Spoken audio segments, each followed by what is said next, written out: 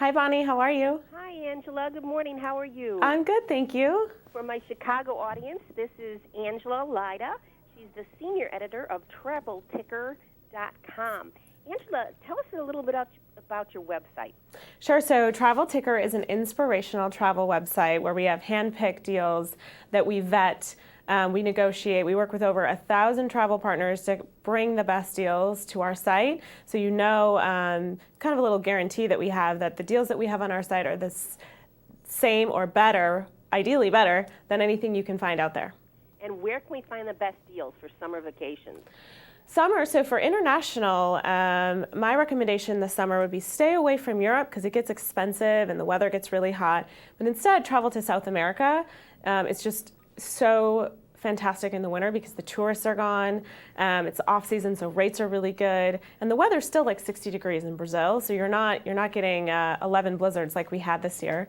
And it's a great way to take advantage of the off season and get an affordable package. Now, go ahead. That sounds good. I'm ready to go. Yes, I know. It's like, how far in advance do we have to start planning for this? You know, a couple years ago, I would have said you can wait till the last minute because the economy was tanking and everyone needed help in their hotels. But now the economy is recovering. More people are traveling this year. So I would say book as far in advance as you can, 30 to 90 days out. You're really just going to find the better deals then, especially on airfare. And you can still book last minute. You're just going to need to be a little bit more flexible with when and where you go.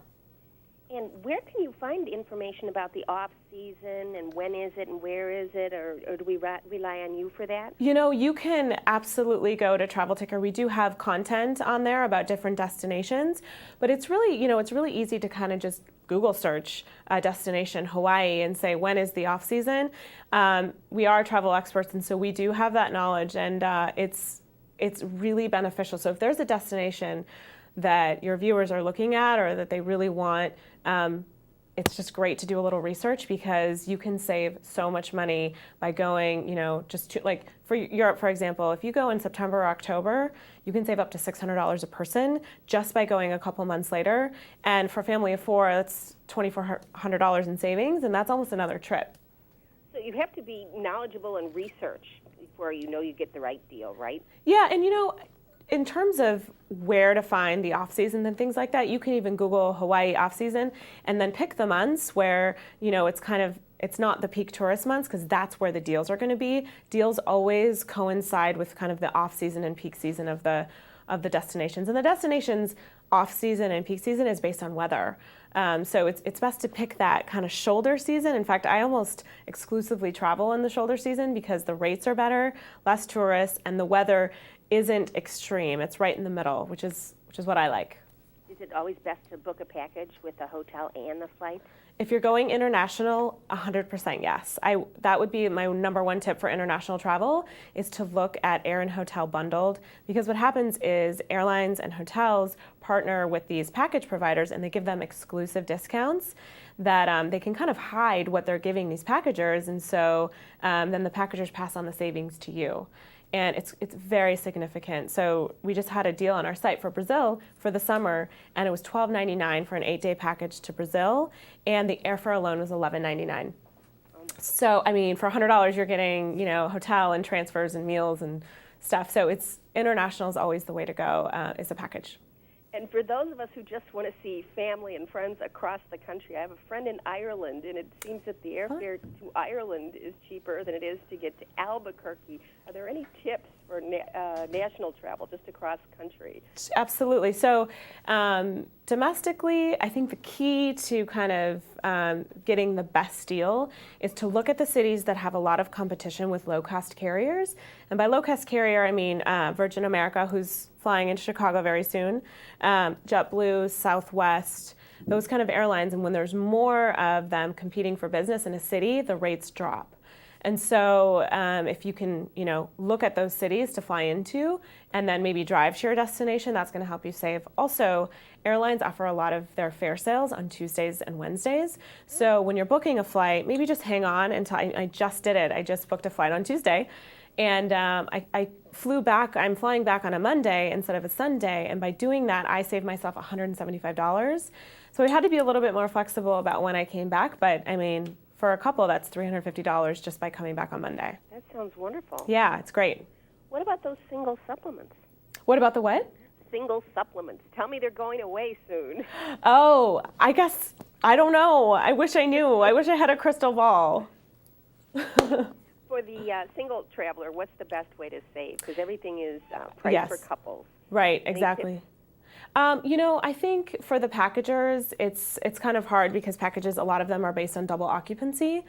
So it is hard. All-inclusive resorts are a little bit harder because the prices are higher. So if you are going alone to Mexico, it might be better to stay in a hotel only rather than an all-inclusive resort because the prices are increased for the single traveler, which is tough. Yeah. Okay. What are your personal favorites? I just got back from Ireland and Scotland. I was just there. You said you had a friend in Ireland, and it was like, oh, it was so fun. So I just got back from there, which was fantastic. I went again in the kind of shoulder season. So I went in March 31st to April 11th, and the weather was amazing. It was really great, and it didn't have any rain, and it was perfect. But I think the place that I hold closest to my heart is Peru. I was there last September, and we hiked Machu Picchu, and it was amazing. So if you can go to Peru this summer, I'm telling you, it will be one of those trips that you talk about forever. That sounds great. I'd like to go. I love my city, Chicago. Yes. And what about a destination attracts visitors? What would you say? Because I'm always writing about it. Come to Chicago, but what would you say people look for when they go to a place? Sure, and I think Chicago is one of my favorite cities, especially in the summer with just like Millennium Park and Wrigley Field and the Art Institute. I mean, there's so much going on in Chicago. It is one of my favorite. But I think what consumers are looking for is accessibility, with, like I said, the low-cost carriers. It's really nice, and you guys have a lot of competition, so that's great. Low-cost carriers, good prices on hotels, and a lot of things to do, so that's not necessarily expensive. Millennium Park, they have free concerts in the summer. There's free admission to the Art Institute on Thursdays from 5 to 8. So there's a lot of cities have those things. Consumers just need to know about them, like how to get into a museum for free or what to do that doesn't cost a lot of money, because right now people are going to be paying more for travel. So once you get there, how can you save? Very good advice. So in essence, we do our research, we travel off season, and we certainly refer to travelticker.com, right? Absolutely. Thank you very much, Angela. Thank you so much. Have a good day.